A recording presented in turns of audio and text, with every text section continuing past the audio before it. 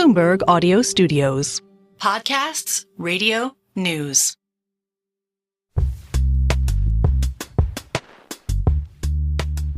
What gets me up in the morning? What do I love? And I love playing shadow entrepreneur, and I like solving problems with capital. And it just so happens, luck in people's career. I happen to hit an inflection point with sports that I couldn't possibly have seen coming back in 2001, right? You look back on the last 20 years and you're like, luck's great. You really hit an air pocket where you took off. Now the challenge is navigating that. This week on the show, Alex, Gerry Cardinale. This is a guy who you and I both know. He's the founder of RedBird Capital. He's a former partner at Goldman Sachs. He's had a hand in some of the most important moments in sports history over the last 30 years, including some teams you are quite familiar with. Very much so, the New York Yankees. And he was one of the founding partners for the great George Steinbrenner, who, when he was in his early 30s, trusted him with this incredible project to leave MSG and create his own network with the Goldman Sachs and the New York Yankee brand that today exists as the most successful regional sports network of all time. This is one of those things that I think we take for granted these days. It's like, yeah, you want to watch the Yankees, you turn on the Yes Network. This was a radical, controversial, to say the least, idea back in the day. People were mad about this. And yet, George Steinbrenner, as was often the case, saw something that other people didn't. I think what's so interesting about Gerry Cardinale, too, is you take the Yes Network, cool, amazing. Then you start RedBird Capital. That's pretty great. But then you start to list out the things that RedBird has been involved in, the creation of the next look and maybe most successful version ever of the XFL with Dwayne Johnson, a.k.a. The Rock, and Danny Garcia. That's a massive bet and a really big investment. And then he goes into the business you're in now, which is owning a sports team. And he doesn't just own any sports team. He doesn't go to buy just anything. He goes for AC Milan, arguably one of the top 10 franchises on the planet. And one of the things that totally caught me off guard, candidly, going into this, and you had given me just a little bit of a teaser about this, he had a hand in a couple of the most important moments in your life. One, getting to the New York Yankees, and maybe even more importantly, winning a World Series. That's what makes Gerry so special. I mean, to think that he had a big hand in bringing me here in 2004 from the Rangers when George Steinbrenner came calling, and then more importantly, keeping me as a Yankee when I opted out. And then it was a famous lunch with Randy Levine, myself, and Gerry that led to the 2009 title.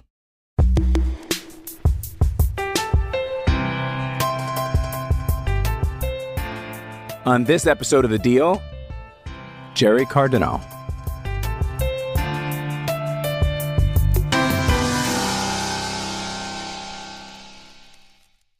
Let's get started with this jam. So introduce yourself for us. Tell us who you are, what you do. Gerry Cardinale, founder and managing partner of RedBird Capital. And what does RedBird do? Look, RedBird is an investment platform that enables me to invest the way I invested most successfully at my 20-year career at Goldman Sachs. So it's meant to be an investment business that solves problems with capital. I'm really a big believer in legitimacy. And I think, today everybody's got capital. Everybody's running around. There's just too few deals for the amount of capital chasing it. And, my style has always been to start not with the deal, but start with the problem. And if you can solve the problem, inevitably capital is a great way to solve a lot of problems, not all of them. But if you can start with that, you have a great foundation for legitimacy for what you're doing. And that's what RedBird's meant to be. All right. So we are going to start with The Deal because it's a show called The Deal. I think we should start with yes. You want to start there? That's a big one. All right. It's revolutionary. Take us back to the creation of the Yes Network. How did it get started? Look, it was a hugely radical concept, and we didn't even know it was radical at the time. I mean, this was truly monetizing intellectual property at a time in the late 90s, early 2000s, when most investing in media and entertainment was around distribution. It was cable systems, it was outdoor billboards, radio stations, TV stations. No one really had ever invested in intellectual property. And today that would be just a no-brainer and everyone would get it. George Steinbrenner came calling. And he had just broken away from Cablevision and MSG. And the story he told was fascinating. And what he basically said was, I don't understand how I can be putting all the risk capital in to put these players on the field year in and year out to win a championship. And I just get paid a fee for the monetization of those games. And my counterparty gets the appreciation in a stock price. That doesn't seem fair to me. When he put it that way, I mean, George was such a visionary. The light bulbs went off in our head, and we were like, wow, I never really thought about it that way. I think this was like February of 2001. And we started sort of looking at, well, could we create our own network? And so make a long story short, I was a 33-year-old vice president at the time, and I started building the model. I knew nothing about sports. I was from Philadelphia, so I only knew about the Phillies. I don't think I'd ever seen a Yankee game. And, by September, coming out of Labor Day, we basically had the outlines of what would become the Yes Network. And we signed that deal and handshook on that September 10th, 2001. Oh, wow. God. And then I'll never forget, the next day I was driving down the FDR to come into the office to, start the next phases of this. And, saw that the plane hit the tower. And by the end of the week, Goldman Sachs did what you would expect Goldman Sachs to do. At the end of the week of 9/11, Goldman Sachs came in and backstopped what then was the largest private equity check ever written. It was $335 million. Wow. And all we had was a piece of paper that said, you now own 40% of the intellectual property of the New York Yankees and the New Jersey Nets, and you need to be on the air April 1st. When you talk about, a crucible of having to really forge your way, and I say, George is the kind of person, if you're there for him in a moment like that, he will reciprocate and be loyal to you forever. And that really was sort of the career moment for me. And I haven't looked back. And really, that partnership with the Yankee organization, the Steinbrenner family, has been instrumental in everything I do. So, Gerry, if you take a step back, going back to MSG, how far away was MSG from the Yankees? And finally George said, enough. Gerry, let's go do this. Yeah, good question. It wasn't so much a bid ask. The bid ask was not numeric. The bid ask was philosophical. George, he didn't articulate it in terms of equity. George wanted equity. George was a principal. He's a maverick. He's an entrepreneur. And so that was the fundamental difference. Now the world's changed dramatically. But that model of being a rights holder yourself and monetizing those rights and creating these terminal value businesses, literally I say to everybody that, everything I've done, over the last 30 years is really based on that moment. That model hasn't changed. That model where we partner with the rights holder, in this case, the Yankees, they put in their intellectual property and we come in with scalable capital and a company building mentality, which is important, integrating a lot of operating skills in addition to your typical private equity skills. That sort of Venn diagramming has never let me down. And it's sports media and entertainment. Fans are evolving in the way they want to consume this content. And, my view on investing is no one has a crystal ball, but if you start with great intellectual property, you will be able to navigate the cyclicality and the volatility in the way technology is disintermediating the way these things are monetized. So speaking of Goldman, if we could do a beat on Goldman, because it is the Yankees of investment banking, Wall Street, it's all of those things. I mean, if George Steinbrenner is not for the faint of heart, nor is Goldman Sachs at that point, which you alluded to, this idea of you're struggling for a seat at the table. Take us back to Goldman in the 90s. What was it like back then trying to sort of find your way? It's private. It's still private at that point, right? Yes. In the 90s. Yeah, it went public in 99. It was interesting. I joined Goldman Sachs out of Oxford, and then I did a stint for a year at a think tank in Tokyo. So when I joined, I wasn't one of these Wharton kids, who knew that I wanted to go to Wall Street from day one. And I joined and I did a year in New York and then shipped out to Asia. And it's probably the best thing that happened to me because I was able to find my setting working with these, just iconic families and entrepreneurs in Asia that were building their countries. And that, as a 26, 27-year-old kid, you're not going to get away from the analytics. You're not going to get away from actually doing the work, which was very important. But to also add that exposure was huge. And it really opened my eyes to Goldman Sachs. It really was a privilege to work there. And as I said, we went from, when I joined, a very client relationship-based culture to a counterparty culture. And, the firm always has to reinvent itself every year and multi-years in terms of the way Wall Street's evolving. I was watching an interview with Tom Brady and Belichick, and, these guys, that mentality is Brady never looked at having won 6 Super Bowls when he went for the 7th, right? He was like, well, that's in the past. I'm only focused on And that's the way Goldman was. It's that same mentality. I mean, today, the virtue is scale. Back then the virtue wasn't scale. In fact, if anything, the virtue was a little bit less is more. And that's the world's changed. And so that, and you can't just not evolve, but that makes it more challenging. Yeah, I love that philosophy, not wide and shallow, but narrow and deep. And sometimes you mentioned 99, you go public, all of a sudden the scoreboard changes and you got to just throw more shots, not quality shots, but just more shots. And obviously that's what I love what you do at RedBird. When I think about RedBird Capital and you've been so far ahead of the curve, you might be, maybe you and Michael Rubin may be the only two people on earth, right, that can do a partnership with the Yankees and the Red Sox. And then you corral one of the greatest two owners of all time in Jerry Jones with Legends and George Steinbrenner. How and why? Well, I appreciate what you said. Jerry is iconic as they get. And I was lucky. I didn't know it at the time, but I was lucky to spend 5 days on a boat with him. This was 2007. I used it as an opportunity to tell him, what one of my, stretch for the stars moment would be. And I said to him, if I could do it, I said, I would love to merge the Yankees, the Cowboys, and the Lakers. And I said, if you did that, I said, I think you'll have Disney. Wow. And I said, I would leave Goldman to go run that. And, if you know Jerry, which you do, I mean, he just loved that. I mean, Jerry's just one of those guys that wants to, Jerry looks at things with 3D glasses, right? And at that time, how old are you? I'm 34, 35, Wow. 35, 36. Yeah. So basically we started going out at it, for lunch and breakfast and cocktails and, this 5-day boat trip. And we came up for all the reasons why it couldn't be done, with all the different league rules and everything else. But at the end of it, I said to him, look, Jerry, this has been unbelievable, incredibly inspirational. I said, I can't leave this boat unless you and I have an agreement that we've got something to do together. And one of the things we had come up with was that both the Yankees and the Cowboys were building these state-of-the-art stadiums that had never been built before at the same time. Right. And this was 2008, 2009. Economy's falling apart. Economy's falling apart. And I said, well, if we can't merge the Yankees and the Cowboys, why don't we merge some of the economic streams between the Yankees and the Cowboys? And what I said to him was that, look, he was fascinated by the yes model because I think he was asked by the NFL to look at what became the NFL Network. And he was one of the guys taking the lead on that.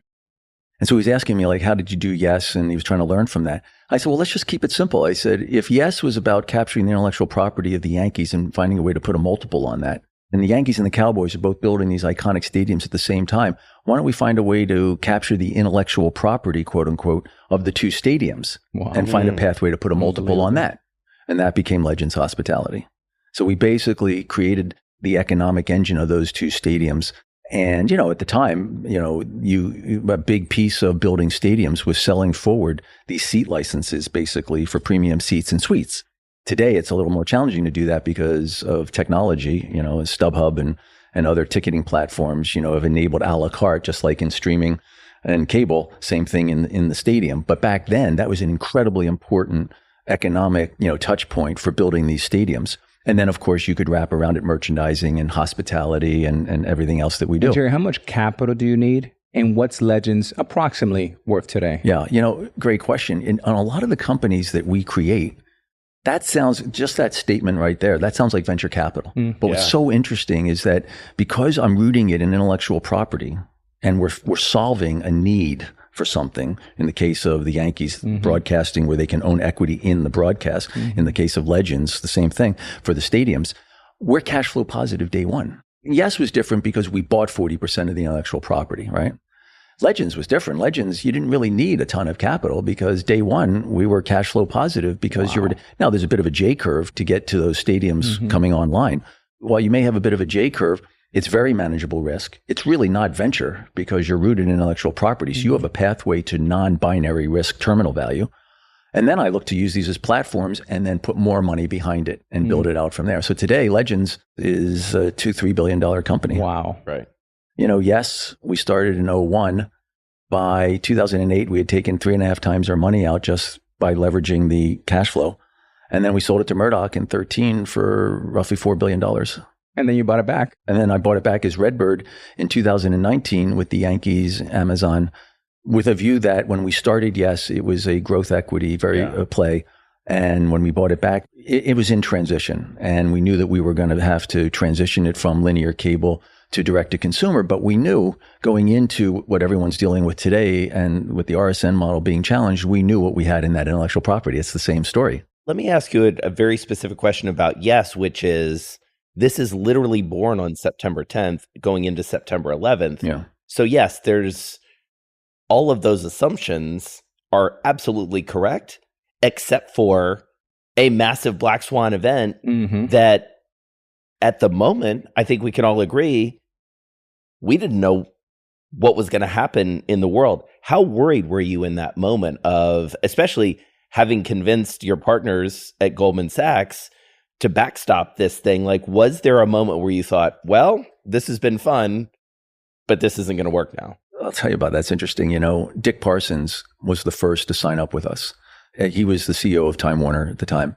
And he said, look, you know, I hate the concept of yes. He said, but it's the right thing to do for New York City.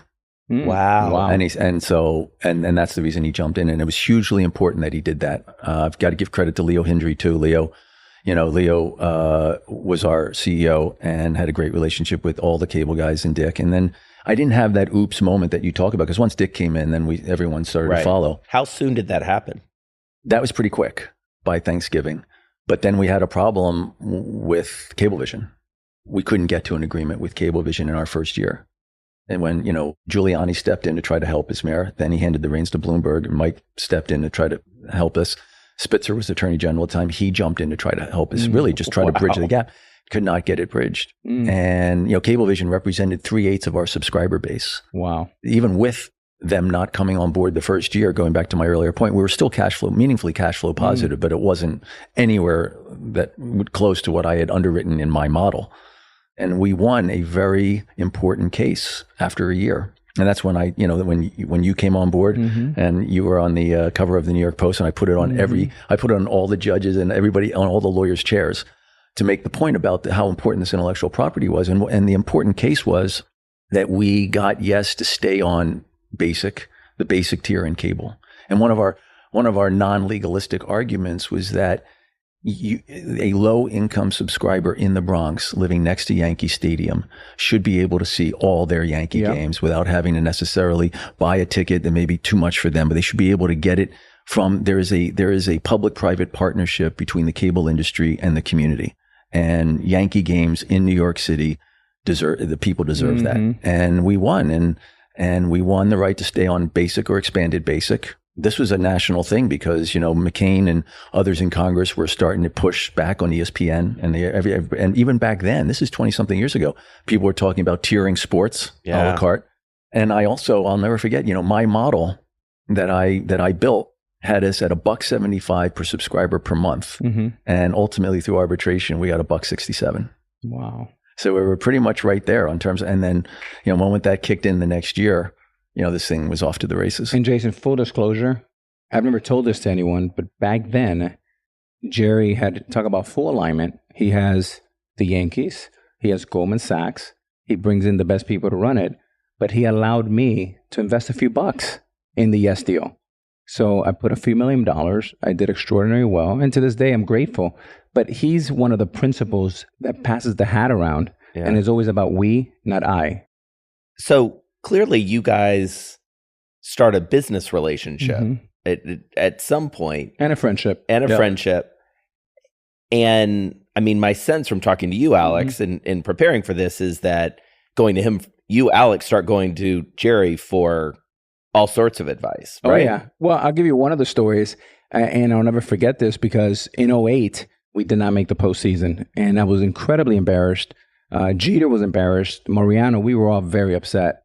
And at that point, I started talking to Gerry. I said, Gerry, we got to do something. This is not the way we close down the greatest stadium of all time to open a new one. And again, this is 2008, 2009, so the economy is not doing well. There's tremendous amount of internal pressure on how Steinbrenner, our general partner, he says, okay, so how do we fix it? And I start going back and forth. He says, I'm going to set up a lunch with Randy Levine, the Yankee president, and really one of the unsung heroes in the Yankee universe. Doesn't like the spotlight, but Randy is a great leader of people and knows how to run a great business. So we set up this lunch at the Core Club in Midtown. And I remember, it was about a 90-minute lunch. I remember, I think Gerry came from his office in Goldman Sachs. Randy comes from the Bronx. I'm come from my apartment. And we meet there, and I order a chicken Caesar salad, a shrimp cocktail, and a Diet Coke. And the reason I remember that is because it went untouched for 90 minutes.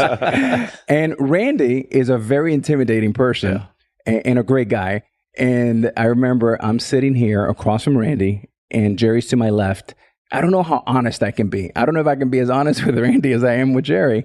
And I'm kind of... Because he's your boss. Yeah. And, he's a lot like George Steinbrenner, right? And I start kind of mumbling and fumbling my words. And Gerry's like, come on. You can be honest. You can take it. We created and architected in a napkin CeCe Sabathia, Mark Teixeira. And the one that I really pushed for was AJ Burnett. And Randy, to his credit, is literally taking notes. Long story short, Randy goes to work. Hal Steinbrenner, to his credit, spends almost $500 million in acquisitions. So now we cut to spring training. I have to go get hip surgery. We're not drawing well in April. We're off to a poor start. I'm in Vail, Colorado, getting rehabbed. Mark Teixeira is getting booed. Sabathia's not off to a great start. I'm coming back, and I called Gerry. I said, Gerry, I feel bad. Is there anything I can do for the organization? Should I give money back? Should I defer money? Gerry says, stop.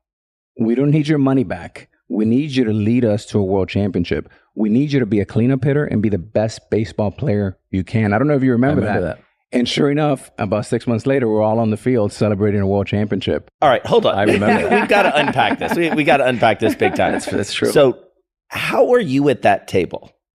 What's your role at that point that you can be this connective tissue between this guy and the Steinbrenner, and Randy Levine? How does that happen? Look, and do you remember that story the way he does? I verbatim, and it's 100% accurate. It's just one of those things. I think when you came out of 9/11, our relationship with the Steinbrenners and Randy and the Yankee organization was formed out of 9/11. And so what happened is, I was always a quirky guy at Goldman. And so I didn't really fit into these roles that they want you to fit in.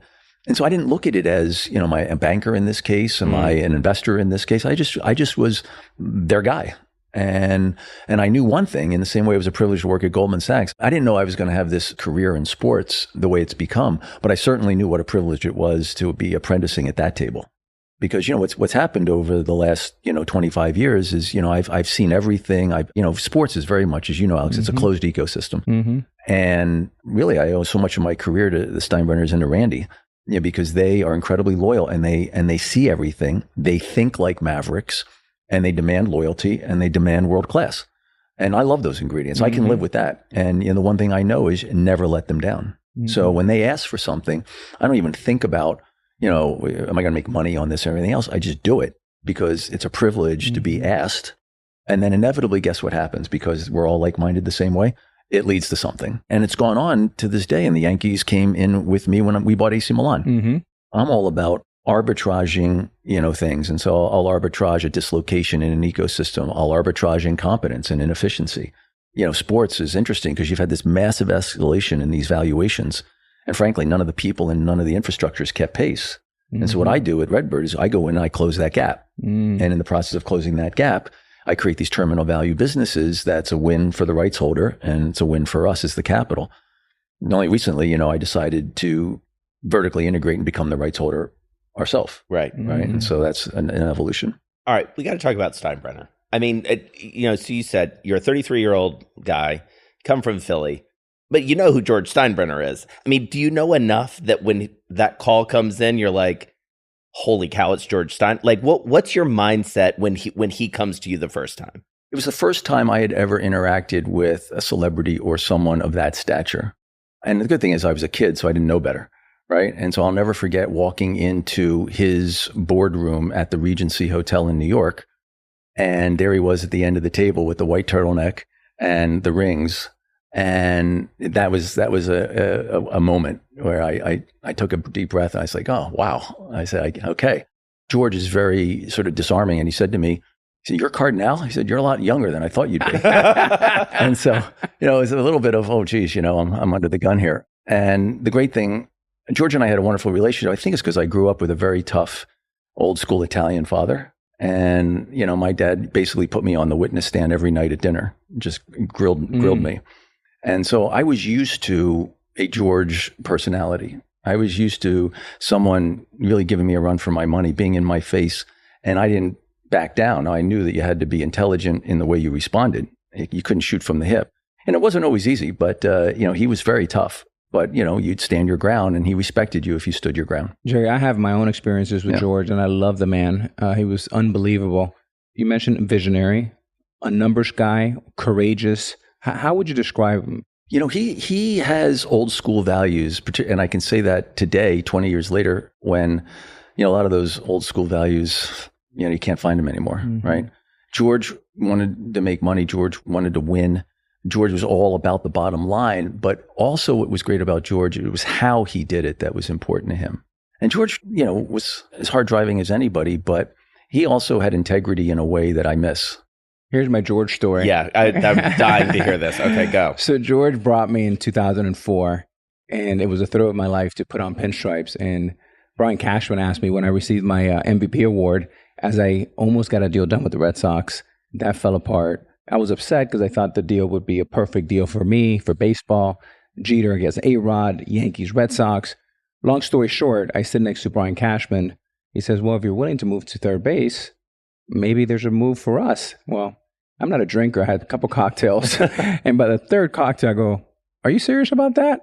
So that circulated with Randy Levine and the boss. A couple weeks later, I become a Yankee. I get off to a little bit of a slow start. Like most Yankees, it's a lot going in. You have to adjust, fan base, media, all of that.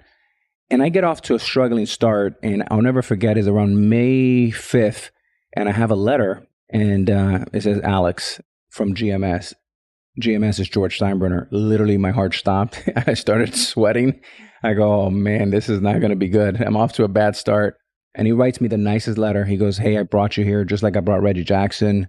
Trust your talent. I believe in you. I'm counting on you was how he would always end every letter. I am counting on you. All the best, GMS. I sat down on my chair and I said, whew. I went out that night, 2 home runs. The next night, 4 RBIs. The next night, and the rest is history. And I'm off to the races. And to Gerry's point, he's a handshake guy. He's a code guy. And him believing in you, believing in Gerry as a 33-year-old, believing in Alex, me as a 28-year-old, just meant the world to me, and the rest is history. That's such a great story. And that day I walked into that boardroom and saw him for the first time. After he digged me a little bit about my age, he said to me, do you know why I called you in Goldman Sachs? I said, no. And he said, when I was a kid and I came to New York for the first time, there were very few people who would give me the time of day. And he said, Gus Levy, who was this iconic CEO of Goldman Sachs, he said he was one of the few people who gave me the time of day, and he brought me in and he introduced me to people, and he really helped me, get my feet under me in New York City. And he said, I've always been loyal to Goldman as a result of that. He's a very loyal guy. And then it was like this moment out of A Few Good Men. Do you remember that scene when Tom Cruise meets Jack Nicholson and Nicholson realizes that Tom Cruise's father was this very famous judge, and he said, your dad is a Lionel Caffey. Your dad is a legend. How is your dad? And Tom Cruise looks at me and goes, well, he died 25 years ago, sir. So like George said to me, how is Gus? And I said, well, actually, he died 25 years ago, sir. Coming up, we talk about Gerry's transition from working with an owner to becoming an owner himself through RedBird Capital's $1.2 billion purchase of AC Milan.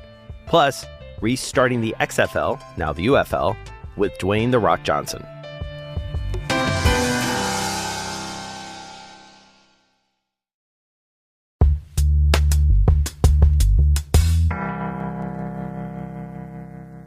Let's talk about a really important transition for you, which is you leave Goldman, you go to RedBird, and, before too long, you consummate what is, arguably the most important modern deal that you've done, which is AC Milan. Really want to get into that. But let's talk about that decision to leave Goldman. Yeah, look, that was the toughest thing I've ever experienced, and the best thing. But the irony is it was all self-imposed. I had an entrepreneurial itch that I needed to scratch. And it was just, the kind of stuff that we do at RedBird, more and more the way institutionalized finance on Wall Street has evolved, you're just not really getting compensated for that amount of activity and that amount of rolling up your sleeves and really grinding it out and everything else. And I say compensated not just in terms of money, but just in terms of the overall effort. And so I guess I had a very philosophical moment where I said, what gets me up in the morning? What do I love? And I love playing shadow entrepreneur, and I like solving problems with capital. And it just so happens, luck in people's career. I happen to hit an inflection point with sports that I couldn't possibly have seen coming back in 2000, 2001, right? You look back on that, the last 20 years, and you're like, luck's great. You really hit an air pocket that, where you took off. Now the challenge is navigating that, because now everybody's discovered sports. Yeah. Sports is now an asset class. That scares me. When I start to hear about things like sports being an asset class, my initial reaction is to run in the other way. Yeah. And so, but I say, look, you can't make money if you don't put money to work. And so how does that manifest in AC Milan? I mean, we could debate this since, yes, like kind of the biggest swing you've taken. I mean, like you are not an advisor, you're an owner. Like you're a full-on owner. You are a control owner of, I think it's fair to say, one of the most storied athletic clubs in the world, like name brand for sure. How does that deal come about? You've talked about doing all the work, looking at hundreds of clubs. How does this one come to fruition? Look, the other theme in the way we invest is there's absolutely a virtue in continuity, right? And so if you looked at our whiteboard, it's just a series of Venn diagram rings. And, and I've said this before, I wouldn't have had On Location without Legends, and I wouldn't have had Legends without Yes, and I wouldn't have had One Team without On Location, and I wouldn't have Everpass without, the NFL deals that I've done. 5 years ago, connected with Billy Beane, and I really got to give him a lot of credit. He, obviously everyone knew him from Moneyball, but he encouraged us to start to take a look at European football. And I said, why would I look at European football? Any ecosystem that you have sovereign governments and you have Russian oligarchs cannot be an ecosystem that I should even contemplate. Right. And he said, you're missing the point. He said, the transfer market and relegation, which are the fundamental pillars of economics in European football, he said is tailor-made for Moneyball. He says, because you build and buy low and you sell high. So, we did a tutorial in European football, met with, 150, 200 teams on every country on the continent and in England. And we made our first. And it's you and Billy sort of like taking on this. Like, how does that work? What's the mechanics of that? It's us, Billy, our team of guys at RedBird. And, it's really just, again, this was a little bit before this euphoria. I mean, we've been lucky in our timing because, and maybe it's with my contrarian nature. If I had just discovered this today, I wouldn't be doing it because there's way too much euphoria. But back then, there really wasn't a lot. Of our kind of people, our kind of capital chasing European football. Everyone is still focused on NBA teams and stuff in the States, but there were ownership restrictions in the States. And so after doing all of this work, we decided to make our first control buy, which was Toulouse in League One. And, what was great about that experience, I mean, that was really a training wheels investment. As much as we knew about sports, we knew we didn't know anything about European football. And obviously you're investing offshore, which I learned from my days at Goldman, you never want to invest offshore. You got to be in the market, right? So there was all the red flags of why not to do this. To make a long story short, the price talk around Toulouse was around 60 million euros. It got relegated down to the second tier. We bought it for 15 million euros. Within 3 months. 1.5. Wow. Within 3 months with Billy and Luke Bourne and our team, our data analytics team, we sold our first player for around 15 million euros. Wow. And then after the first year, we got it promoted back to the first tier. Now Toulouse is sort of playing middle of League One, and with a very reasonable payroll that would suggest, that we'd be spending a lot more to be in the middle of the pack the way we are. European football is all about spending that incremental dollar of capital better than the next guy. Then we invested in Fenway Sports Group during COVID because of my belief in this kind of intellectual property. We went long sports in as a rights holder in COVID. We did the XFL with Dwayne and Danny. We did Fenway Sports Group. We did Toulouse. And, so Fenway, I got exposure to the big boys with Liverpool. Right. So that was the next step in the tutorial. And that was one of the first deals that I've done in sports. I think it's the only deal I've done in sports where I very much embrace being a junior partner. Because, I was so impressed with John Henry and Tom Warner and Mike Gordon and Sam Kennedy that, I said, my God, I think these guys are, some of the best in all of sports, and the way they thought, I thought was fantastic. And, the conversation with them was, could I come in and add value to them in terms of what they want to do in version 2.0 of Fenway? And so, we bought LeBron's and Mavericks business, Spring Hill, with a group of investors, including Nike, and we bought the Pittsburgh Penguins. So, we're building that out, and now hopefully we're going to partner with LeBron and get an NBA team when he's ready to go. So that was that part of the tutorial. But obviously looking at Liverpool, getting to know the Liverpool guys. Billy, to his credit, had been around AC Milan for several years. And we'd sort of been watching it. Italy, but, again, you think a lot about sports, but then you realize you really don't, because all the feedback, every time I would raise the concept of AC Milan internally or back here in the States, everyone said, you're crazy. Don't ever think about investing in Italy. But, so the answer to your question is, we ultimately, we were hanging around the hoop.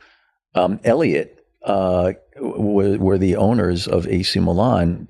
They were in the debt originally. There was a Chinese owner, and the Chinese owner hit the wall, and Elliott came in, foreclosed, and became the equity owner. And this is Paul Singer, is very well known. Paul Singer, hedge fund activist, sort of. Exactly. Yeah. So at first, it's not someone you would associate with owning a sports team. I think Paul would tell you that. But I have to tell you what, the thing that really changed it for me was meeting Paul and Gordon Singer, his son, who really led the investment in the team at Elliott. And, I can't say enough good things about those guys. I'm very public about how, they did a phenomenal job in the 4 years that they owned AC Milan, from 2018 to when we bought it in 22, of cleaning it up. And really, it's impressive. Now, Gordon Singer has a tremendous expertise in soccer. I mean, he plays soccer himself, and he knows it really well. But they did a great job getting this, cleaning up all the brush and getting it, playing defense and getting it to a place where they could hand the baton to us, and then we could go on offense. And so, I made the determination to keep them involved. And so we own 100% of the equity by converted them into a seller note. Right. And, we bought AC Milan very attractively. I think we paid a fair price, but, relative to some of these other prices that you see, we bought it for under a 4 times revenue multiple. Wow. And when we bought it, it was just slightly south of cash flow positive or break even. And now we're meaningfully cash flow positive after our first year. Obviously, performance helps. Right. We made it to semifinals of Champions League. And when I took over, it was challenging because they had just won the Scudetto, which is the championship in Serie A. Wow. So really, I took a different approach than I typically do, which is, for the first year, I did nothing really. Wow. I just watched. But I'll tell you, over there, the best thing you can do is don't go in guns blazing. Just watch, absorb, understand that, you're an American, so you got to prove yourself. And there's a public-private partnership in sports ownership over there you do not see in the U.S. Interesting. We made a lot of changes, and we retooled the sporting director side, and we also turned over half the team from a player standpoint. And we got Captain America, Pulisic, as well as some other great players. And so, the average age of our team is 23 years old. Wow. We have room to grow.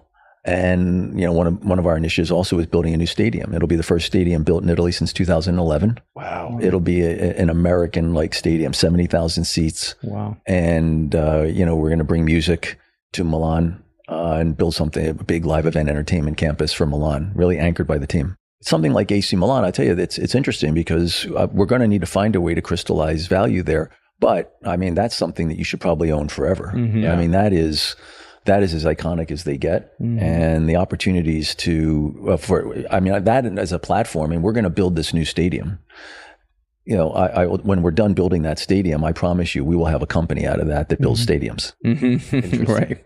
So, Interesting. Speaking of these sort of connections and the echoes, I have to think that when you're looking at AC Milan, certainly as an owner, you're thinking back to owners you've known over the years. And one person who's got to be sitting on your shoulder is Steinbrenner. Look, it's a really great point. And, the benefit of, even though George has passed, bringing the Yankees in with us in owning AC Milan was meant to do a bunch of things. It gives us a sounding board for exactly that. it's meant to say to the world, especially in Italy, we're going to bring AC Milan back to the world-class seat at the table. How more world-class can you get than the New York Yankees? But, I've been around, Jerry Jones and his family. I've been around Robert and Jonathan Kraft.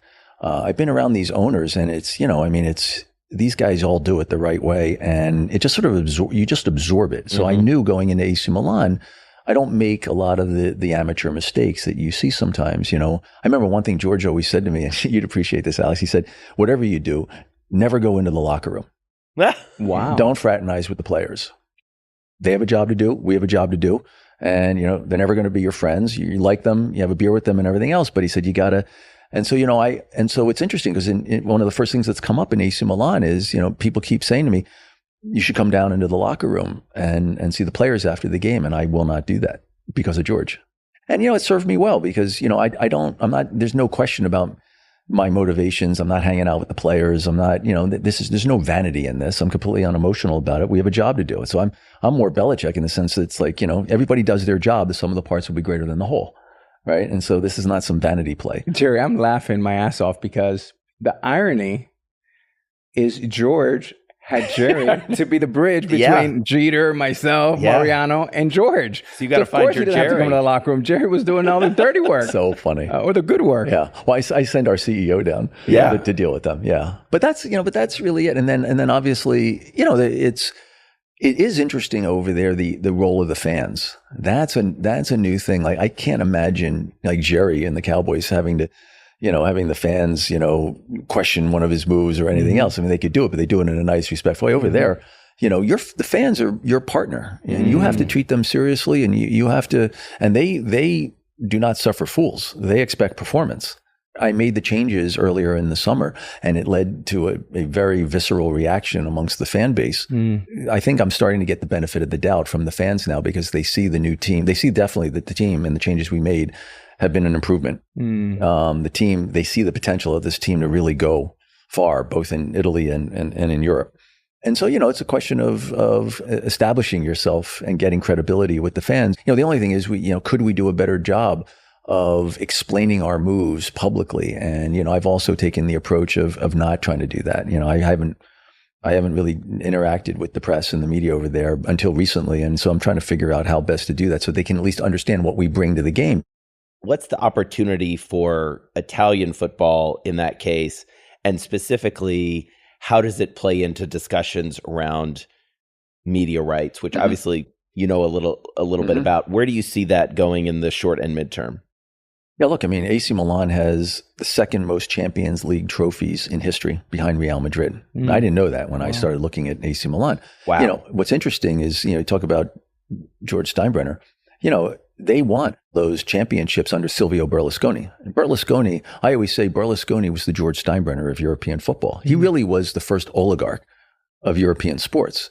Some of the players from that era are advisors to us at AC Milan, and they tell me these stories about how Berlusconi bought the team, and then he went to the locker room and he sat down with the players, and he basically said, "I'm running for prime minister, and so I need you to win." Oh my God. And he said, not only win the Scudetto, which is the Italian Champions League, I need you to win Champions League. And sure enough, that year they went out and they won the Champions League, and Berlusconi became prime minister, right? So one of those things, and it's a true story, and in some form. And so, what the ultimate arbitrage here, I think, is that AC Milan is truly it's one of the top 4 brands globally in football.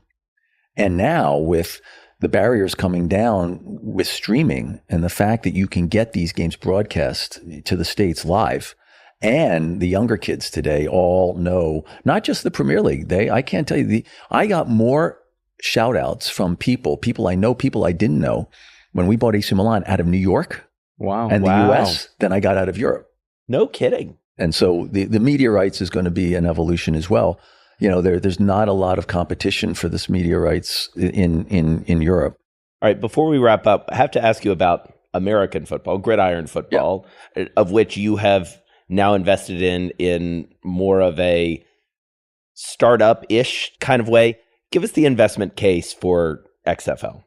I think that there is a demand for quality NFL football in America 24/7. I think if you could have it, if you didn't have just 17 games and you had the ability to do this year round, I think there would be an audience for that. So when I first started looking at the XFL, I was looking at it with the NFL and Fox. And both of those guys educated me that there is a legitimate need, legitimate demand for spring football. So I go back to my point about binary risk. When you look at the history of the USFL and the XFL, they come and go. And so it doesn't really suggest a track record of longevity.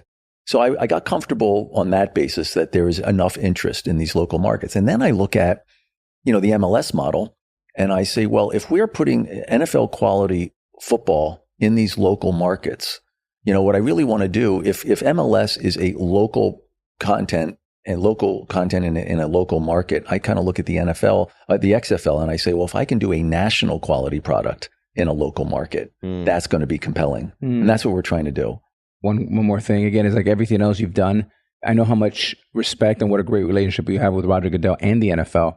You're not doing it to go up against it, but you're doing it to complement, because I miss football. That springtime, the scarcity, a little bit like UFC. Yeah. The NFL is the ultimate scarce asset. Only 17 games plus playoffs and Super Bowl. But then what? And I love the way you're doing it with respect to the NFL. 100%. Look, the first thing we did when we bought the XFL out of bankruptcy with Dwayne and Danny is we got rid of the commissioner title, because my view is there's only one commissioner in football, and that's Roger. Yeah. And then the second thing we did is and I am grateful to Roger and his team for this, is I brought Dwayne and Danny in and we sat down with Roger. And what we basically said is, how can we be a worthy participant in the NFL ecosystem? The guys in the past, they tried to compete with the NFL. There's no competing with the NFL. So if we can, if you look at one metric for success that we have, 80 of our players from this past season, 80 of our players made the NFL this year. Wow. That's a great metric for success, because what does that tell you? Synthetically, we can be the development league, the minor league for the NFL. And it's a great transition from college. The thing that Dwayne really educated me on is, there's only 53 players on an NFL team or an XFL team. But if you look at the quality of players coming out of college, as well as the other players that are around out of college that didn't make the NFL, you could go 80, 90. And so you can field NFL quality football. That's what's so interesting. And it rejuvenates itself every year. And then you have a relationship with the NFL, and and the NFL is collaborating with us on rules innovation, health and safety for the players, things that it's easier for us to innovate on, see how it goes. And then they can see whether they want to adopt it or not. So, we're trying our best to be a worthy participant in the NFL ecosystem. What advice can you give our young viewers of how to be a great entrepreneur and do what you're doing? It's an evolution, and you don't just, as a young person, show up and be that. I think you have to determine, first thing is, and I give a lot of advice to a lot of young people, figure out your DNA. Are you a natural investor or not a natural investor? And you can invest being one or the other. It's nature, nurture. But I'm always intrigued by young people who just have an innate smell for making money, for risk, and that know how to invest, because you can't teach that, right? And so that's one thing. Second thing is, I would definitely say, I think the pendulum is going to swing back, and I think it can't just be about the money. And I know that sounds a little lofty coming from me. So what I'd say to young people today is, obviously follow your passion and don't worry about the money. The money will come, but it's the passion and figuring out, do you have a nose for investing that really will serve you well if you, as you're first starting out. Love that. My man delivered. Right? This was great. Yeah, this awesome. was great. Thank you. Thank you so much for coming in. This was a lot of fun. And this is a side of him I've never seen, like, bouncing back and forth on Yankee stuff. So thank you so much. Who would have thought 20 years ago or whatever we'd be here? So congrats on all that you're doing. Thank you. I'm proud of you. Thanks, Jason. Gerry. Awesome. Since our talk with Cardinale, Bloomberg has reported that an Italian court is probing whether Elliott management continues to maintain control of AC Milan, despite club officials informing the Italian Football Federation that ownership had changed. Elliott has denied the allegations. RedBird has said it's cooperating with the inquiry and said, quote, "The notion that RedBird doesn't own and control AC Milan is just false and contradicts all the evidence and facts."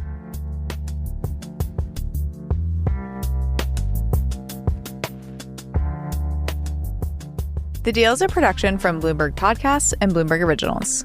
The Deal is hosted by Alex Rodriguez and Jason Kelly. Our producers are Victor Iveas and Lizzie Phillip. Our story editor is Siddhartha Mahanta. Our assistant producer is Stacey Wong. Rubab Shakir is our creative director. Art direction is from Jacqueline Kessler. Original music by Blake Maples. Casting by Dave Warren. Our managing editor is David Ravella. Our executive producers are Sage Bauman, Jason Kelly, Adam Comiskey, Kelly LaFerriere, Ashley Honig, Trey Shallowhorn, Kyle Kramer, and Andrew Barden. Additional support from Rachel Scarmuzino, Elena Sausangelis, Vanessa Perdomo, and Anna Mazarakis. Billy Voerman is our director of photography. Landon Jones and George El Salawi are our camera operators. Katia Vinoy is our video editor. Our production assistant is Miguel Vialba. You can also watch The Deal on Bloomberg Originals, on YouTube, and Bloomberg Television. Subscribe to The Deal wherever you get your podcasts. Thanks for listening.